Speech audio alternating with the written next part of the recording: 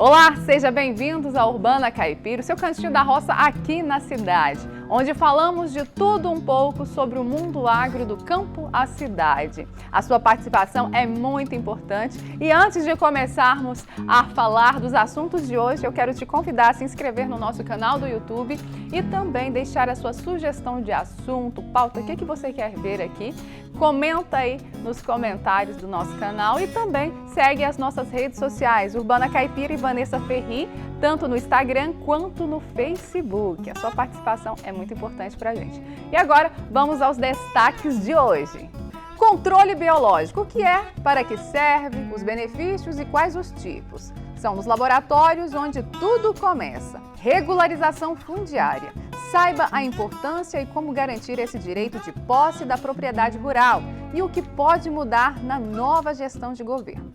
Com o meu chefe artista, a receita é de um delicioso brownie. E o Urbana Caipira começa agora!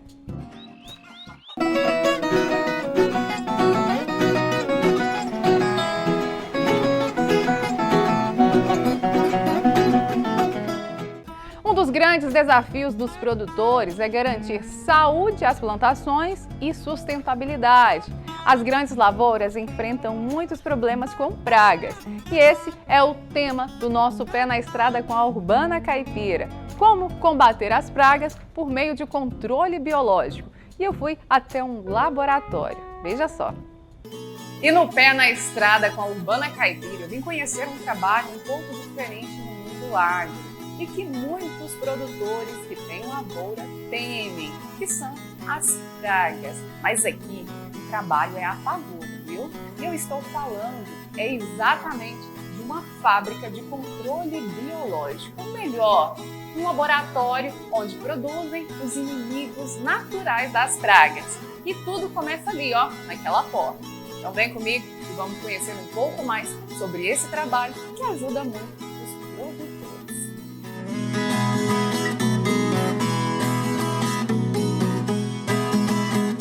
É nessa sala onde tudo inicia e a agrônoma explica o que é o controle biológico e a importância. O biológico ocorre naturalmente no campo, então tem a cadeia alimentar.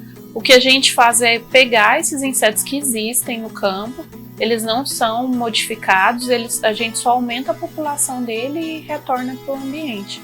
Então, num ambiente com muita competição, e que tem uma presença de pragas muito grande, às vezes tem uso de algumas técnicas como o inseticida químico que pode matar os inimigos naturais que ocorrem naturalmente, a gente devolve esses inimigos naturais para ter equilíbrio na lavoura. Aqui a gente prepara uma dieta que é a ração do inseto, que ela é composta de farinha de trigo e levedura. Os insetos passam cerca de 50 dias aqui, do ovo até a emergência da mariposa, aí depois a gente coleta a mariposa.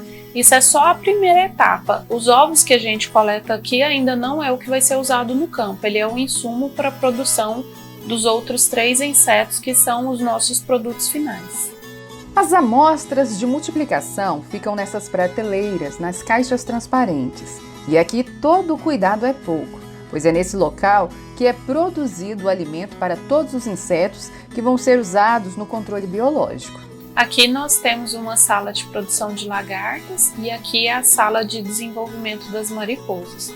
Assim que as mariposas emergem, nós fazemos coleta e elas começam a depositar ovos. Esses ovos são coletados, levados para uma luz ultravioleta, depois que passa por essa luz, o embrião do ovo é inviabilizado e a gente usa esse ovo como insumo para a produção de uma vespa parasitoide e 2 insetos predadores que serão levados para o campo. Cada bandeja dessa tem cerca de 11.800 ovos e para alimentá-los tem essa composição de farinha de trigo integral com levedura de cerveja, onde ficam por 60 dias, até as mariposas se formarem. Aqui é a fase inicial, onde os ovos ainda estão soltos. Essa já está na fase de larva. E a última é onde as mariposas já estão formadas. E nesse potinho e nesse pires são os ovos, que voltarão como alimento para os insetos. O processo começa com a produção da ração para o desenvolvimento dos insetos. Então, em 25 quilos de ração, a gente coloca aproximadamente 8 gramas de ovos, que tem 11.880 ovos. Então, ao longo do tempo, essas larvas vão se desenvolvendo. Aqui tem uma fase intermediária e em aproximadamente 60 dias a gente tem as mariposas. Quando chega nessa fase das mariposas, elas são coletadas e são colocadas numa gaiola. Essa gaiola de PVC tem uma telinha na parte superior e inferior. As mariposas vão colocando os ovos soltos e depois a gente coleta com equipamento especial. Esse ovo, depois de coletado, que ele é usado para o desenvolvimento das vespas parasitoides e dos insetos predadores. Então, esses ovos são insumos para a alimentação dos outros insetos que a gente vai criar aqui. Para o trabalho de controle biológico, não é qualquer inseto. Tem os que são específicos. E a agrônoma conta quais são e os que ela produz. Criada a traça das farinhas, Hefestia. Aqui a gente cria essa espécie que aqui no Brasil ela é considerada uma espécie que tem ovos mais nutritivos. Esses ovos serão alimentos dos predadores e do parasitoide.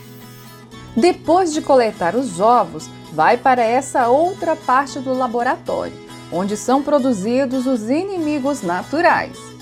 Depois que saímos lá da produção de ovos, a gente pega aqueles ovos, coloca em cartelas também e leva na luz ultravioleta para matar os embriões. Então, chegando aqui, nós temos essa cartela matriz que está prestes à emergência das vespinhas. Quando a vespinha emerge, aí vem para essa fase em que a gente coloca as cartelas para ser parasitada. Essa cartela aqui vai ser uma matriz que vai ficar aqui no laboratório e essa cartela aqui é uma cartela que vai para o campo. Então o inseto fica parasitando aqui cerca de 2 ou 3 dias. Em 4 dias, esses ovos vão tornar-se escuros dessa forma aqui. Em 8 a 10 dias, mais ou menos, eles vão emergir. Então a gente programa o atendimento do cliente para que essas cartelas cheguem no campo e o cliente possa liberar e as vespinhas vão emergir no momento certo. E daí no campo, quando elas nascerem, elas vão buscar ovos de mariposa ou borboleta para parasitar e fazer o controle biológico. Sobre as espécies produzidas, ela explica quais são. Aqui é o laboratório que a gente desenvolve 2 insetos predadores, o Órios e o bicho-bicheiro, e também o parasitoide de ovos. Aqui nós estamos com o Órios, que é um mini percevejo predador. Daqueles ovos que foram produzidos lá embaixo, nós colamos eles numa cartela. Essa cartela é levada para uma luz ultravioleta e os embriões desses ovos são mortos, então daqui não vai nascer nenhuma lagartinha. Então esses ovos aqui, eles são oferecidos para alimentação, ele é fonte de alimento do predador. Então nós colocamos no pote, as fêmeas vão se alimentar desses ovos e vão colocar os ovos para que tenha um novo ciclo. E aí, a partir daí, toda semana a gente cuida, troca esses insetos e fornece um novo alimento caso seja necessário. Só esses ovos, ele tem uma quantidade de proteína, um valor nutricional adequado para ele completar o ciclo. Aí, quando está na fase adulta, a gente oferece uma fonte de água. Essa vespa chama Trichogramma peciosum, é um dos insetos mais pesquisados no mundo para controle biológico.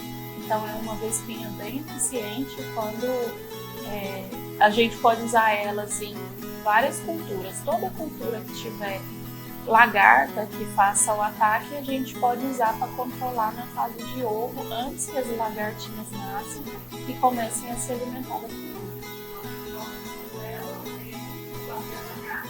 Combater o ovo. Então ela combate ovos de mariposa e borboleta antes que esses ovos virem lagartas. Os insetos parasitas, ela já explicou quais são produzidos. Agora ela explica um pouco sobre os insetos predadores. Nós temos 3 espécies de predadores aqui. Uma é o Órios insidiosus, que é um mini percevejo. É como se fosse uma mini Maria Fedida na linguagem popular. E nós temos 2 predadores que são chamados de bicho lixeiro. A espécie Crisocarda externa e Cereothrysa simplex. E existem algumas diferenças entre eles na ação no campo. Esse aqui é um percevejo predador. Ele é predador de mosca branca e trips, que são insetos importantes na agricultura, pois são transmissores de viroses. Esses daqui, ele é um bicho lixeiro. Essa aqui é a espécie Chrysoperla externa, e aqui nós temos a fase de larva delas, que são as fases que é predadora. Então, no campo, eles se alimentam de qualquer inseto de corpo mole. Mosca branca, cochonilha, pulgão. Então, qualquer inseto que tenha corpo mole, esses insetos eles se alimentam. Eles inserem a mandíbula no corpo desse inseto e suga todo o conteúdo dele, como se fossem vampiros. E para a captação dos ovos desses insetos que estão nos vidros e formação de mais mariposas, tem todo um processo. A gente coloca uma planta como substrato de oviposição. Na natureza, as fêmeas do Óreos colocam os ovos dentro das plantas e aí as ninfinhas eclodem e começam a procurar a presa. Ele não se alimenta da cultura e de nenhuma planta. Ele só precisa da planta como substrato de oviposição. Então aqui a gente oferece uma planta como substrato de oviposição para as fêmeas.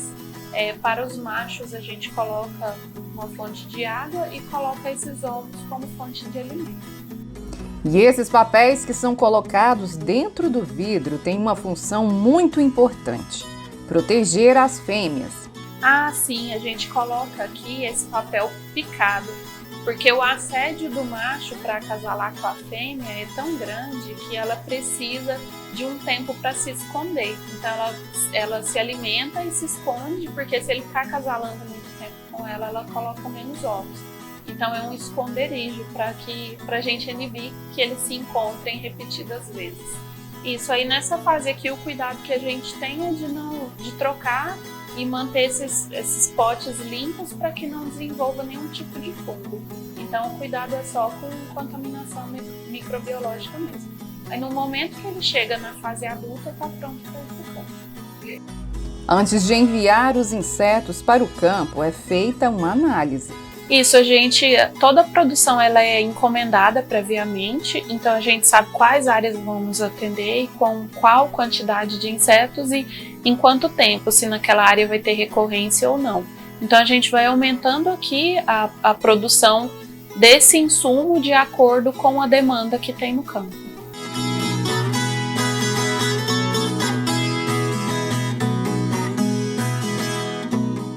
Regularização fundiária. Esse é o tema do nosso Papo Reto com Profissional em Destaque.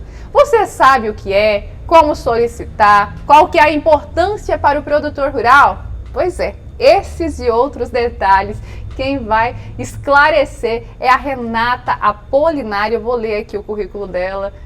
Porque também, gente, eu vou falar para vocês, eu sempre tenho trazido pessoas aqui que tem um currículo bem recheado, viu? E o dela olha só, agrônoma, especialista em regularização fundiária e mais um monte de coisa.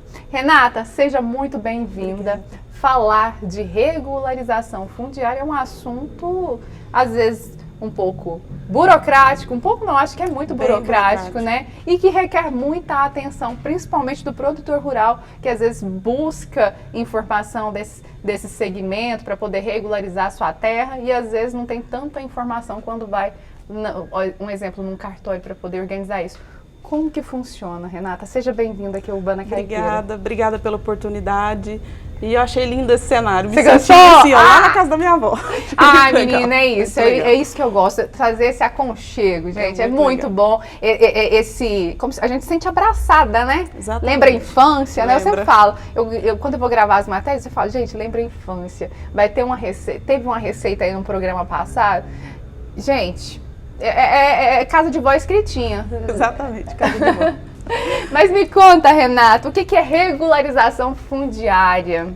Regularização fundiária é você dar a legalidade, a cidadania e o direito de quem ocupa um imóvel. Né? Há mais de 5 anos ele mora no imóvel, ou imóvel rural, ele explora esse imóvel economicamente. Então identifica esse imóvel, constata a documentação que essa pessoa tem, Foi uma ocupação mansa, foi pacífica, não existe nenhum tipo de ação judicial com o proprietário foi notificado, ele abre mão ou ele é indenizado, aí você consegue titular, ou seja, você consegue receber o documento onde diz que você é o proprietário desse imóvel. E qual que é a diferença entre regularização fundiária e reforma agrária? Tem diferença? Tem diferença. A reforma agrária é feita especificamente pelo governo federal, onde ele faz um mapeamento de áreas que são grandes áreas e são ociosas ou são improdutivas, e o governo tem um cadastro de pessoas, né, do Movimento Sem Terra, onde eles querem terra para trabalhar, e o governo identifica essas terras e lota essas pessoas nessas terras improdutivas. Entendi. Então, tem exemplos de grandes fazendas no estado de Goiás, que são de pessoas que nem no Brasil moram, e as terras estavam ociosas. Aí o governo identifica, mapeia e lota essas pessoas do cadastro do Movimento Sem Terra dentro desse imóvel. E aí, assim, ele faz o título dessas pessoas, né, a partir dessa identificação de área improdutiva. Entendi. Né? A regularização, ela já ou seja, é reconhecer quem já ocupa, de acordo com a forma que ela ocupa, para assim dar a dignidade dela de ser dona de onde ela já mora. E quem tem esse direito de conseguir essa regularização? Quem que tem? Quem que pode ter? É essa pessoa que já mora naquele local? Isso, a pessoa que já mora no local. Ela mora, ela usufrui, ela cuida, ela fez o CAR desse imóvel, ela paga, ela tem um CCIR, ela paga os impostos, ela zela desse imóvel e faz dela o seu uso, tanto de moradia ou comercial. Entendi. Nesse sentido, ela apresenta a documentação, existe uma parte de processo administrativo e analisando e homologando todo esse dossiê, né, do imóvel, ele pode sim, junto ao cartório de registro de imóveis, conseguir então a sua certidão de matrícula do imóvel onde ele é dono. Eu ia perguntar justamente sobre isso, como conseguir essa documentação, o que é necessário, aonde ir, você já falou que é no cartório, né? Como fazer essa regularização? Porque assim, a regularização fundiária, ela pode ser feita tanto pelo governo federal, quanto pelo estadual, quanto pelo municipal. Entendi. É uma ação de política pública de cunho social. Por quê? Porque é mais vinculada à cidadania e dignidade de você ser dono de onde você mora, do que propriamente dito, dar uma terra a alguém que ainda não ocupa, que isso é a reforma agrária, né? Então, pode haver, por exemplo, a ação do governo estadual. Ele identifica uma fazenda ocupada por várias famílias que estão ali há 20 anos, moram, produzem, né? Criaram família ali. Aí existe um programa, cadastra essas pessoas, até para evitar que quando o processo todo se desenrole, outra pessoa invada ou você, por exemplo, morreu e seus filhos não vão ficar com aquela terra, né? Então, por isso o cadastro é muito importante. E aí é uma ação pública, né? Ela pode ser provocada pelas pessoas que ali vivem, mas ela é uma ação mais de cunho público. O ente público, ele determina, identifica e fala, não, a gente reconhece que essas pessoas realmente moram aqui com os documentos apresentados, com o tempo que elas ocupam, né? Aí você não pode ter outro imóvel, tem um limite de ganho mensal, né? Tem uma série de regras que a lei determina. E qual que é a importância dessa regularização fundiária para o produtor rural? De que forma que isso pode impactar na vida desse produtor? Primeiro, é realmente a certeza de que você é dono do lugar que você mora, né? Que eu acho que é o mais triste que eu vejo, né, em trabalhar nisso há algum tempo, são as pessoas dizendo, eu moro aqui há 20, 30 anos e não tenho o documento na minha mão, será que eu vou morrer sem ver esse documento? E eu acho que isso é uma coisa que impacta muito as pessoas. E além dessa questão, tem, assim, você ser dono, ser o proprietário desse imóvel, você entra em linhas de crédito, de financiamento, no Pronaf, você consegue uma série de benefícios econômicos que alavancam o desenvolvimento da sua propriedade. Ai, Renata, e qual que é a diferença entre posse e propriedade? A posse é a determinação do ato de ocupação, ou seja, você tem o direito porque você já ocupa aquele imóvel. Então, quando você adquire um imóvel, comprando a posse, comprando a cessão de direito, comprando ou recebendo um termo de assentamento, isso não é ser proprietário, é dizer, olha, você que ocupa. A propriedade não, a propriedade é o fundamento legal. Você adquiriu, você recebeu por doação, você comprou, né? Você é dono daquele imóvel, isso é constitucional. Então, Por exemplo, se eu sou proprietária e meu imóvel é invadido irregularmente, né, porque a invasão já é uma forma de ocupação irregular, eu posso solicitar a retomada desse imóvel, eu posso fazer reintegração de posse desse imóvel, porque eu sou a proprietária. Se eu sou o posseiro, eu não faço isso. Quais são as fases dessa regularização fundiária? Bem, a pessoa que já ocupa, ela pode provocar o ente público dela. Pode ser no município, pode ser um programa de governo estadual, ela tem esse direito de provocar. Feito isso, identifica-se a área, né, verifica se tem outras pessoas nessa mesma situação, que foi uma coisa que a gente até viu recente sendo feita pelo governo federal, essa identificação de pessoas nessa situação, ou seja, já ocupavam há anos um imóvel. Ele faz um levantamento topográfico, verifica esse imóvel, verifica quem é o proprietário, analisa a documentação desse imóvel, né? Notifica esse proprietário para dizer, olha, a gente pode fazer isso, como é que você abre mão, você quer ser desapropriado ou você quer ser indenizado por esse imóvel. E feito isso, faz um chamamento dessas pessoas, cadastra essas pessoas com documento, com tudo, até esses documentos para saber se comprou cessão de posse, cessão de direito. Fez o cadastro, aí já é uma fase administrativa, analisar cadastro, analisar documento, homologar esses cadastros. Feito isso, emite-se uma CRF, que é uma certidão de regularização fundiária, e leva isso ao cartório. E nela vai estar escrito o lote 1, por exemplo, né, da fazenda X, o lote 1, dentro daquela metragem, daquele perímetro, vai ser seu. Aí vai ter seu nome, seus dados, do seu marido, né?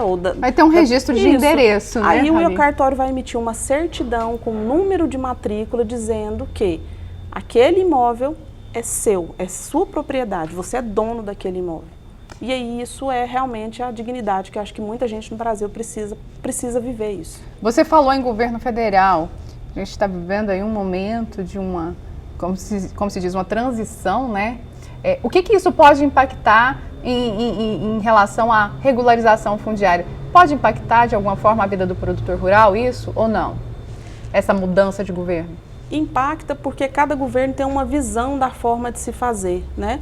A gente tem governo que incentiva a ocupação irregular ou só a reforma agrária, né? E já tem governo que quer realmente resolver o problema das coisas que já existem. Quem já ocupa, vamos resolver de quem já ocupa. Não vamos colocar novas pessoas para ocuparem, porque aí você aumenta esse problema. Entendi. Então depende que é essa documentação, que é a regularização. Então... Porque se você invade, se não é de forma mansa e pacífica, você já perde um crédito de regularização fundiária. O proprietário não pode se contrapor. Se ele se contrapor, você não regulariza. Você não titula. E aí você passa a ser invasor. Então existe essa diferença. Porque tem gente que às vezes tem uma propriedade rural e mudou, né, do país, mudou do estado e deixou a propriedade, nunca cuidou, as pessoas entraram e estão lá há 20 anos produzindo, criando família. Aí você fala, vou abrir mão. Aí o governo pode fazer essa regularização. Aí né? se for... Agora se for invasão, se tiver briga, se tiver esses problemas que a gente, né, comumente a gente vê. Dificulta para quem está... Exatamente, aí dificulta e não te dá a ocupação, a ocupação tranquila, e aí você não consegue resolver. Muita coisa. Triste, né? Difícil, gente. Mas vamos lá. E para finalizar, o que um proprietário não deve fazer, que pode acontecer, que pode fazer com que ele não consiga essa regularização fundiária, e qual que é a dica que você deixa para quem está nos acompanhando? Bom, como a gente falou, né, as questões da lei, né, de ganho, não ter outro imóvel, o tipo de ocupação, mas principalmente uma pessoa que realmente quer ter aquele pedaço de terra para produzir, para viver daquilo ali. Porque a gente tem casos de pessoas que sobrevivem disso, né? Ganha um título, vende, passa para outro. Então, isso realmente é o que deixa o sistema, deixa o programa um pouquinho descreditado, né? Infelizmente, isso acontece. E a dica que eu dou, assim, tenha certeza do documento do seu imóvel, tenha esse documento em mãos, cuide de toda essa documentação, qual é a matrícula do seu imóvel, quais são os registros, se o CAR foi feito, se a reserva legal está averbada, cuide disso, né? Tenha essas informações em mãos, não deixe isso para depois, não fique só com uma escritura sem registrar essa escritura no imóvel, não fique só com um contrato de compra e venda que ele é só de gaveta, né? Cuide desse documento, esteja com isso tudo atualizado, porque isso é que vai fazer todo o restante do desenvolvimento da sua propriedade. Isso também pode dar uma dor de cabeça danada, né? Dá. Chega no inventário, então, dá uma dor de cabeça danada. Meu Deus do céu. Renata, muito obrigada pela participação, por estar contribuindo aqui, esclarecendo dúvidas sobre regularização fundiária, que é um tema muito importante, né? Principalmente para o produtor rural e também para quem é da zona urbana também, né? Sim. Porque as mesmas dificuldades que às vezes um produtor rural tem nessa regularização, quem também está na zona urbana também pode ter, né? Sim, a regularização fundiária tem a lei urbana também, né? Porque é uma realidade brasileira, uma realidade do nosso estado de Goiás, quantas pessoas não têm o documento do seu imóvel urbano. Então também é uma coisa a ser feita, a ser mobilizada, porque em todo aspecto, tanto rural quanto urbano, precisa ser feito. Tá certo, Renata, muito obrigada. Obrigada eu. E para você que está nos acompanhando, espero que tenha gostado desse assunto, esse tema, que é muito importante, sim, principalmente para você que tem aí uma propriedade e que ainda não tem o seu documento em mãos, né, dessa propriedade regularizado, né? E se você quer ver outros assuntos aqui, envie sua sugestão de assunto para o nosso Urbana Caipira. Tem também as nossas redes sociais, Vanessa Ferri e Urbana Caipira, tanto o Instagram quanto o Facebook, e também o nosso canal do YouTube. Deixe seu comentário com a sua sugestão e também se inscreva aí no canal, que a gente fica muito contente, viu? Agora tem o próximo assunto que é, pontinho de orelha, viu? E no quadro Meu Chefe Artista de hoje, a receita exala perfume e sabor. Ela não é brasileira, mas faz o maior sucesso com o povo brasileiro. Caiu no gosto da população, viu? Muita gente gosta. Faz sucesso tanto com as crianças quanto com os adultos. E eu estou falando do bolo brownie. Gente, que bolo gostoso é esse, viu? E fácil de fazer. E a gente vai aprender hoje com a nossa chefe. Veja só como é feito. E a receita com o meu chefe artista de hoje é daquelas que a criançada vai amar, gente. É uma receita que foi criada lá nos Estados Unidos. Inicialmente, ela foi feita para ser um bolo, mas não deu muito certo como bolo não, viu? Virou, então, um brownie. Quem vai ensinar essa receita deliciosa de um brownie maravilhoso é a chefe Lívia. Vem aqui, chefe Lívia, vem aqui contar um pouquinho pra gente dessa receita. Ela que sempre nos recebe com tanto carinho aqui no espaço criativo que ela tem. Me conta um pouquinho, chefe Lívia, seja bem-vinda aqui ao Urbana Caipira. É sempre muito bom ter você aqui junto com a gente. Ela que traz umas receitas muito fáceis, práticas e deliciosas. Eu sou meio suspeita que eu gosto mais. Seja bem-vinda! Obrigada, Vanessa. Eu que agradeço o convite. Mais uma vez estar com você no Urbana Caipira.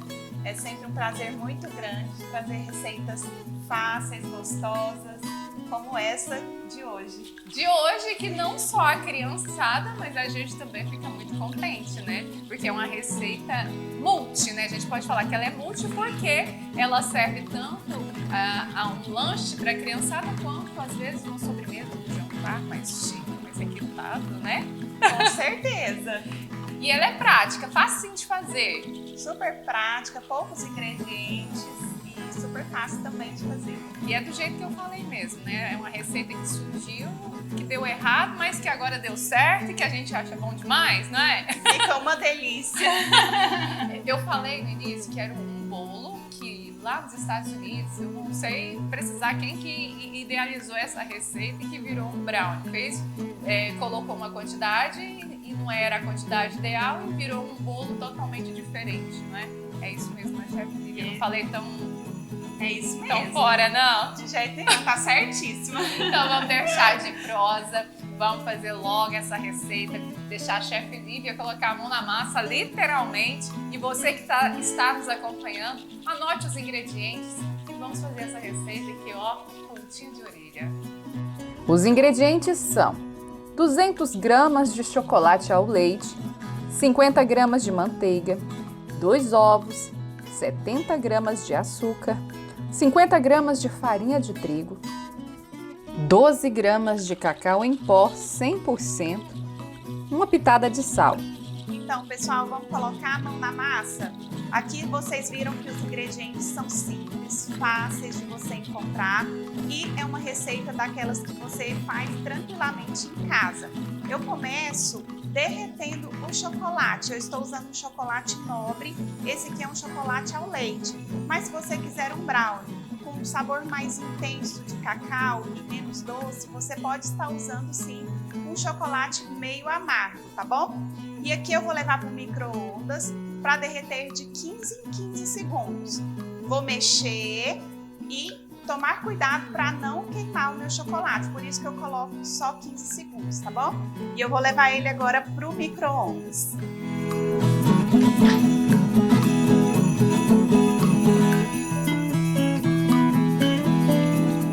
Aqui ele começou a derreter, dou uma misturada e levo novamente para o micro-ondas por mais 15 segundos. Vamos ver agora se já derreteu. Aqui vocês não precisam preocupar se ficar algumas pelotinhas de chocolate. Claro que você vai derreter, mas os pedacinhos de chocolate também, na hora que ele vai para o forno, ele acaba se dissolvendo. Então aqui eu tenho o meu chocolate derretido, para mim já tá bom, do jeito que ele tá. Eu vou colocar agora a manteiga. Lembrando que essa manteiga, ela tem que estar em temperatura ambiente, para ela facilitar aqui na hora de misturar com o chocolate. Apesar do chocolate estar um pouquinho morno, a manteiga estando em temperatura ambiente facilita. Se eu colocar a manteiga gelada aqui, ela vai endurecer também o meu chocolate. E aqui eu tenho a manteiga e o chocolate derretido. Agora, nosso próximo passo é pegar uma batedeira. Nós iremos colocar 2 ovos inteiros na batedeira. Eu recomendo não fazer o que eu fiz, colocar o ovo direto na batedeira. Coloque ele antes numa vasilha, porque pode ser que seu ovo esteja estragado. E aí você estraga toda a sua receita se tiver outros ingredientes ali, né? Então, fazendo do jeito certo, meu segundo ovo. E vou colocar o açúcar refinado. Vou bater até dar um volume, formar um creme esbranquiçado. Depois eu vou colocar o restante dos ingredientes, tá bom?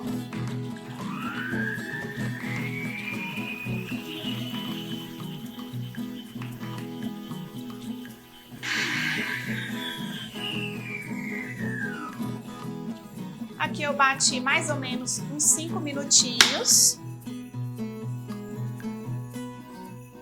Agora vocês dão uma olhada como que fica. Ele fica um creme fofo e esbranquiçado. E agora então eu vou acrescentar o meu chocolate previamente misturado com a manteiga. Nessa hora eu gosto de usar esse utensílio que se chama fouet. De forma delicada, eu vou fazendo esse movimento circular para não tirar o ar que eu agreguei durante o período que ela ficou batendo aqui, né? O açúcar e o ovo.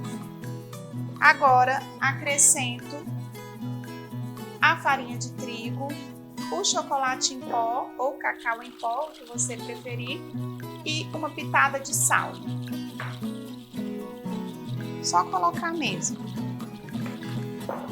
Vou misturando até agregar todos os ingredientes.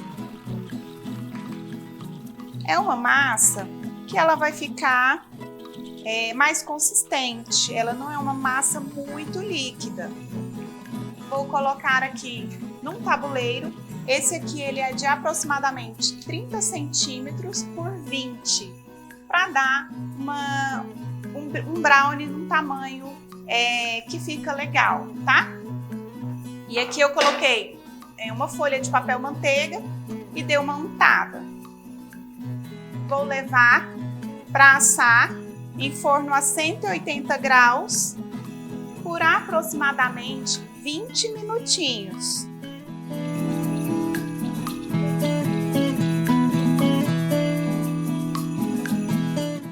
Depois de 20 minutos no forno, brownie pronto. E o nosso brownie ficou pronto. Agora eu vou tirar aqui do papel manteiga. Só vou puxar aqui. Aqui ele forma aquela casquinha deliciosa em cima. Vou cortar em quadradinhos e chamar a Vanessa para vir experimentar e me dizer o que ela achou.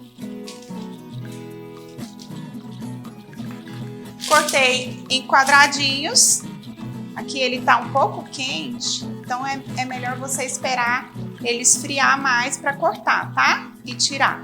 E aqui eu já coloquei na bandeja os brownies cortados e agora eu vou convidar a Vanessa para vir experimentar e me dizer o que ela achou. Eu vou chegar de fininho porque o negócio aqui tá cheiro puro nessa cozinha, tá um perfume. O que é isso, Lívia? Gente, eu sempre falo que a cozinha exala perfumes, mas o perfume desse brownie tá de matar. Cheirinho de chocolate, não tem Nossa, jeito, né, gente, de ser ruim. Muito bom. E viu que foi rápido para fazer? Você consegue ter um brownie aí muito rápido. E tem várias dicas, né, para esse brownie, né, Lívia, que a gente estava conversando e você falou que pode ser colocado, pode fazer, por exemplo, as castanhas, né, que você falou. Tem mais alguma dica? Isso. Antes de assar, pode estar colocando gotas de chocolate em cima, chocolate preto, chocolate branco, colocar nozes, castanha do Pará, avelã. Então, Marshmallow. Pode brincar. Antes de levar para o forno, você pode colocar ali o que você quiser, que vai ficar muito Bom, né? Uhum. Além disso, tem a opção de fazer o brownie recheado, né, Lívia? Que você estava comentando também que pode ser feito. Isso, você pode pegar 2 quadradinhos desse e fazer tipo um sanduichinho no meio, colocando ali um creme, um brigadeiro, Um doce de leite. Com creme de leite, né? Aquele que você faz. sim, um doce de leite mais pastoso. Mais pastoso. Mais suave. Mais suave, fica uma delícia. Ai, meu Deus do céu, vamos parar de falar de doce, porque pensa numa pessoa que gosta de doce. E a outra opção também é servir com sorvete, né? Com Quem sorvete. tiver uma bola de sorvete de creme, posso servir para você. Pode? Opa! Vamos lá. Ai, que cheiro, meu Deus do céu. Mas ele puro assim já é muito bom, é né? muito bom. É, com os ingredientes, né, que vem. Meu Deus do céu, gente, o cheiro, olha só.